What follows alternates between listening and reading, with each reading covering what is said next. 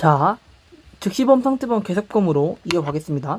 아까 얘기했지만 이 즉시범 상태범 계속범은 시간적 계속성에 따른 구분이거든. 이게 이제 22년 경대 편입 문제에 나왔어. 보면 구성요건적 행위가 시간적 개성을 요하는가에 따라 계속범과 상태범이 구별된다. 이렇게 맞는 지문으로 출제된 거 체크하고 이제 쭉 가보도록 할게. 먼저 보면 가장 먼저 즉시범을 볼게. 즉시범은 범죄 행위와 동시에 범죄가 성립하고 즉시 종료되는 범죄를 말합니다.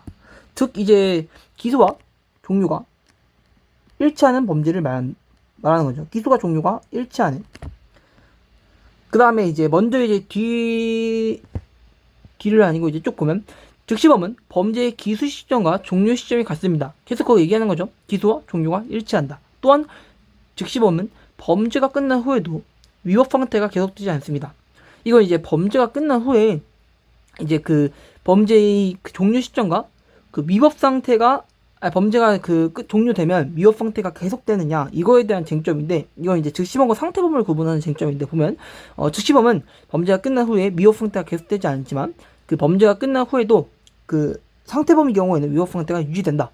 대부분의 범죄는 즉시범으로 속하는 거 좀 이건 이제 약간 참고 정도만 보면 될 것 같고, 그 다음에 이제 계속범은 범죄가 성립해도 법익 침해가 계속되는 동안 범죄가 종료되지 않고 계속되는 범죄를 말합니다. 예로 체포강요죄, 주거침입죄, 직무유기죄 등이 있습니다.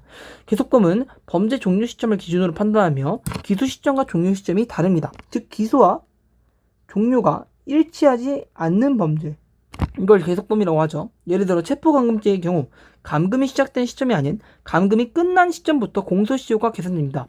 또한 공동정범이나 정당방위도 범죄가 종료되기 전까지 성립할 수 있습니다. 계속범은 범죄가 계속되고 있는 상황에서 새로운 사람이 참여해도 공동정범이 성립됩니다. 또한 범죄가 계속되는 동안 법이 바뀌었다면 일반적으로 범죄 종료 시점인 법이 적용됩니다. 상태범은 그 뒤에 이제 지문 보면서 쭉쭉 설명할게. 그래서 먼저 보면 상태범과 즉시범의 구분인데, 아까 얘기했지만 상태범과 즉시범은 그 같은 점과 있고 다른 점이 있는데, 같은 점은 일단 기소와 종료가 일치한다는 거, 이런 점에서 상태범과 즉시범은 같아. 하지만 이제 포인트가 있는데, 즉시범은 범죄행위 종료시와 위법상태 종료시가 모두 일치해. 그러니까 범죄가 종료하면 위법상태가 종료한 거야. 하지만 상태범은 그렇지 않고 범죄가 끝난 후에도 위법한 상태가 계속된다고 보면 돼. 이걸 내가 예시를 분명 하나 적어놨던 것 같은데, 살짝 찾아보면 맞다.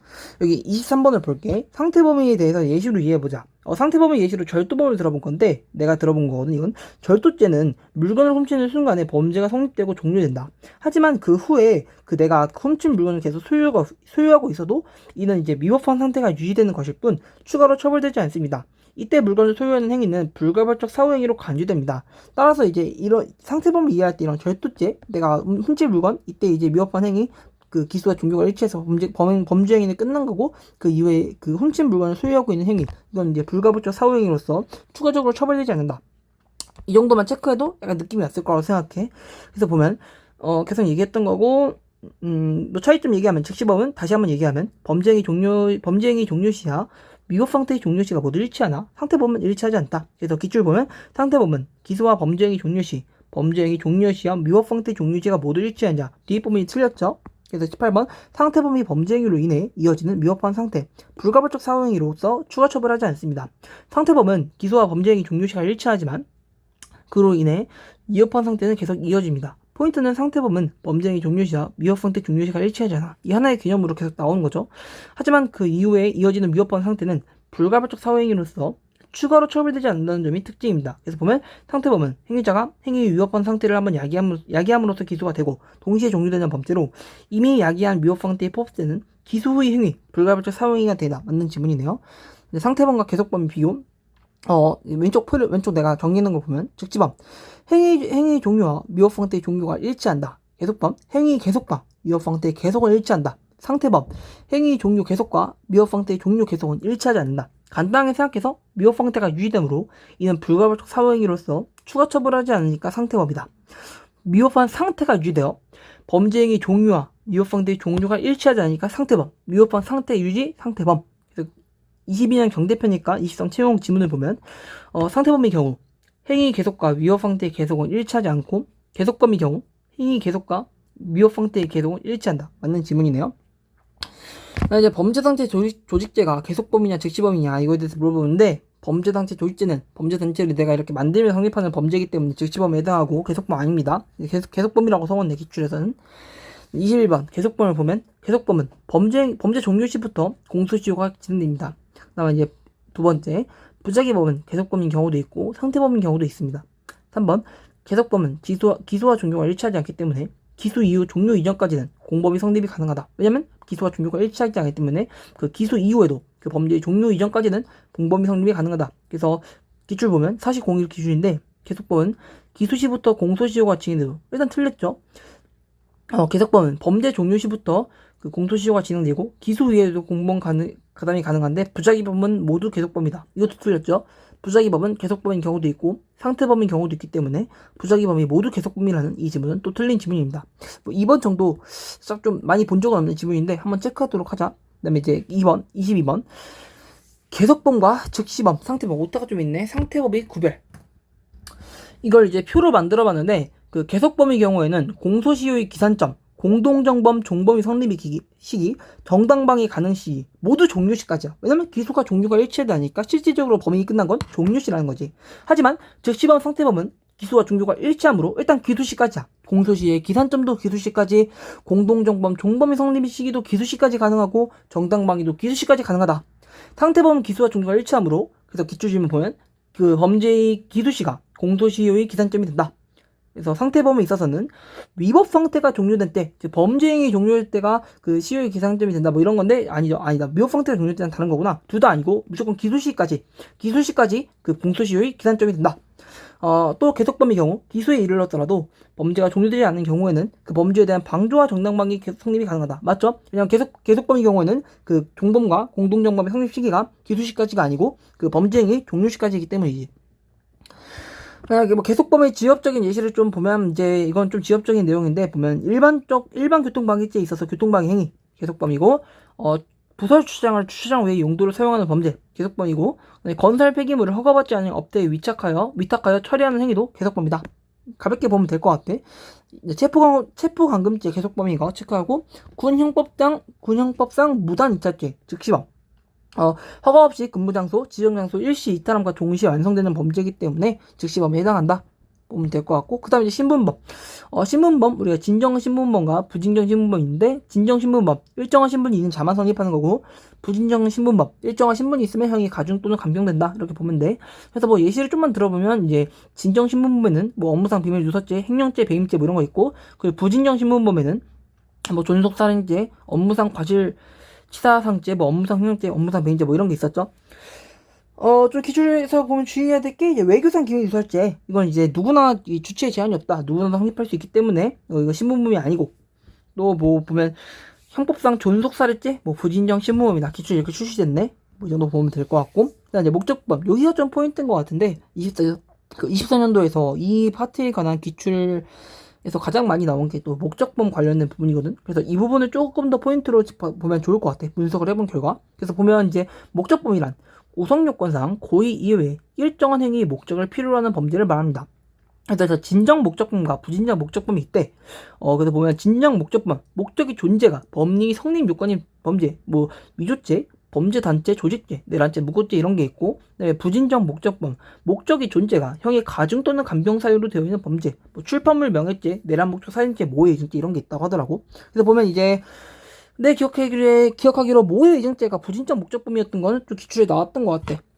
그 다음에 24년도 법행 기출인데, 이제 뭐 죄 5개를 두고 목적범인 거 찾아라 하는 건데, 이 목적범에 대해서는 좀 이해가 좀 들어갈 필요가 있다고 생각해. 그래서 좀 내가 이해를 하려고 좀 적어놨는데, 가장 먼저 모해 이중죄를 보면, 뭐 의증이란 내가 알고 있는 진실과 다르게 법정에서 증언하는 것을 말하잖아. 그런데 만약 내가 허위 사실을 진실이라고 믿고 증언했어. 그럼 나는 이제 그 진실을 올렸던 거지. 내가 위증하려고 했던 게 아니잖아. 이런 경우를 위증죄로 처벌하는 건 말이 안 되지. 따라서 위증죄 같은 거는 목적범 이어야만 좀 말이 맞아. 내가 위증을 할 목적으로 법정에서 위증을 해야 성립하는 게 그 위증죄여야 하잖아. 그러니까 이제 목적범인 거고, 무고죄도 똑같아. 나는 무고하려는 그 목적이 없이 나는 진짜 그냥 이걸 진실로 믿고 얘를 그 고소나 고발한 건데, 알고 보니까 이게 무고였던 거야. 그러면 이게 나는 이제 무고할 목적이 없었으니까 얘를 무고죄로 처벌하는 건 안 되겠지. 얘는 그냥 이제 그 몰랐던 내용을 한 거니까 그거에 대해 책임을 해야지. 이걸 무고죄로 처벌하는 건 좀 아닌 것 같다. 그래서 보면 무고하려는 목적이 전혀 없이 고소나 고발한 것인데 알고 보니 무고였던 경우 무고죄로 처벌할 수 없다. 무고하려는 목적을 가진 사람이 허위신고를 한 경우에만 무고죄가 성립하는 것이 타당하다. 다음 유가증권 위조죄. 내가 지금 이런 장난감 돈을 그렸는데 봐봐, 그 어린이들이 시장놀이를 하면서 가짜 돈을 만들었다고 가정해봐. 이를 유가증권 위조죄로 처벌할 수 있나? 절대 말이 안 되죠. 유가증권 위조죄는 위조행위의 목적이 단순히 이렇게 재미로 만드는 것이 아니고, 단순한 제작이 아니고, 이 위조된 유가증권을 실제로 유통시키거나 사용할 의도가 있어야 성립한다. 따라서 목적이 없었으면 범죄가 성립하지 않는다. 따라서 유가증권 위조죄도 목적 범위여야 타당하다. 이렇게 모해이증죄, 무고죄, 유가증권 위조죄, 목적 범위일 수밖에 없는 이유, 이런 거에 대해서 조금 더 이해해보면 쉬울 것 같아. 목적범에서 목적이란 30번. 목적범에서 목적은 그 범죄 성립을 위하여 고의에 요구되는 초과 주관적 위법 요소이다. 맞는 지문이네. 기출 그다음 두 번째 보면 목적범에서 고의와 목적은 그 어느 것이나 행위자의 내부적 심리적 요소에 해당한다. 맞는 지문이죠. 쭉쭉 이런 거는 이제 한 번씩 읽어보고 계속 반복하면 들어오는 것 같아. 31번 목적의 달성 여부 내란죄와 함께하네. 기소범위 성립에 영향 주지 않습니다. 목적범에 있어서 내란죄를 예로 들면 내란죄는 목적이 달성하지 않아도 성립하며 폭동을 일으킨 순간 내란죄가 완성됩니다. 따라서 목적범에서의 목적 달성 여부 범죄 성립에 영향을 미치지 않습니다. 이게 포인트네. 기출 보면 목적범에서 목적이 달성 여부 기소범위 성립에 영향이 없다. 맞는 지문이죠. 도박장소 중 개설죄. 도박장소 중 개설죄는 영리의 목적으로 도박을 하는 장소나 공간을 개설하면서 성립하는 범죄로 고의 이외의 영리의 목적을 요하는 목적범이다. 출범을 영해했을 때 아까 얘기했죠. 부지정 목적범에 해당한다고. 위조 통화 취득 후 지정 행사죄. 죄명이 참 어려운데 보면 이제 위조 또는 변조된 통화임을 모르고 취득한 후 그 정을 알고 행사함으로써 성립하는 범죄로서 목적범이 아니라고 합니다. 그래서 보면 17경관 지문에 보면 그 출판물에 의한 명예훼손죄는 부진정 목적범이다. 맞는 지문이죠. 아니네. 근데 기준에서는 진정 목적범도 나왔네. 진정 목적범 아니고 부진정 목적범이다. 그래서 약간 이거는 그 뒤는 내가 좀 추가한 내용인데, 또 여기 좀 보면 거동범이란 무엇이냐. 거동범은 구성요건의 내용이 결과 발생을 요하지 않고 구성요건에 규정된 행위를 함으로써 구성요건에 규정된 행위를 거동함으로써 성립되는 범죄이다. 경향범이란 무엇인가? 경향범이란 행위자가 가진 주관적인 성향이나 경향이 행위로 나타나야 성립하는 범죄를 말합니다. 즉 그 사람이 특정한 성향이 범죄로 표현될 때 범죄가 성립된다는 뜻입니다. 예를 들어 상습적으로 절도를 저지르는 사람은 그 절도 행위 자체보다 반복적으로 절도하는 성향이 범죄의 중요한 요소가 됩니다. 이런 경우 그 사람의 경향이나 성향이 범죄 성립에 중요한 역할을 합니다. 쉽게 말해 경향범은 단순히 한 번 행위로 끝나는 것이 아니고 그 사람의 성향이 중요한 범죄입니다. 이 성향이 드러날 때 범죄가 성립합니다. 문제 보면 경향범은 행위 객관적 측면이 행위자의 일정한 주관적 경향의 발현으로 행하여졌을 때 구성요건이 충족되는 범죄이다. 맞는 지문이네. 행위자의 일정한 주관적 경향이 발현이 행해졌을 때 구성요건이 충족된다고 했으니까 맞는 지문이죠. 여기까지 8번 8번이 아니라 7번이죠. 범죄의 의의와 종류 마무리해보도록 할게.